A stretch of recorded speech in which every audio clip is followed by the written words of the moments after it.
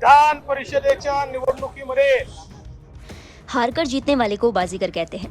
ये डायलॉग तो फिल्मी है, लेकिन इन दिनों बीजेपी पर सही साबित होता दिखाई दे रहा है। यूं कहें कि महाराष्ट्र की राजनीति में बीजेपी ने नेता और पूर्व सीएम देवेंद्र फडणवीस इन दिनों बीजेपी के बाजीगर बने हुए हैं। हारी बाजी को कैसे जीता जाता है, इसको फडणवीस ने एक बार फिर से साबित कर दिया है। महाराष्ट्र में राज्यसभा चुनाव के बाद अब विधान परिषद के चुनाव में भी बीजेपी ने कमाल कर दिया है। विपक्ष में बैठी बीजेपी ने सरकार चला रही शिवसेना, एनसीपी और कांग्रेस को तगड़ा झटका देते हुए विधान परिषद की 10 सीटों में से 5 जीत ली हैं, जबकि बीजेपी के पास सिर्फ 4 सीटें जीतने के लिए वोट थे। बता दें, सोमवार को महाराष्ट्र की 10 एमएलसी सीटों पर चुनाव के लिए 11 उम्मीदवार मैदान में थे।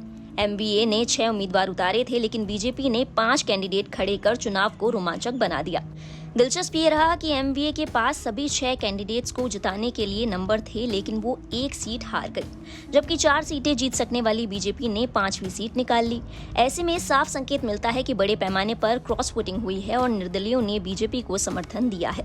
चुनाव नतीजे आने के बाद शिवसेना, एनसीपी और कांग्रेस में खलबली मची हुई है, तो बीजेपी में जश्न का माहौल है। बता दें कि इससे पहले राज्यसभा चुनाव में भी बीजेपी ने एमवीए गठबंधन को तगड़ा झटका दिया था।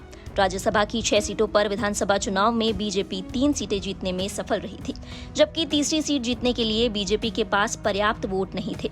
बावजूद इसके बीजेपी अपनी रणनीति में सफल रही।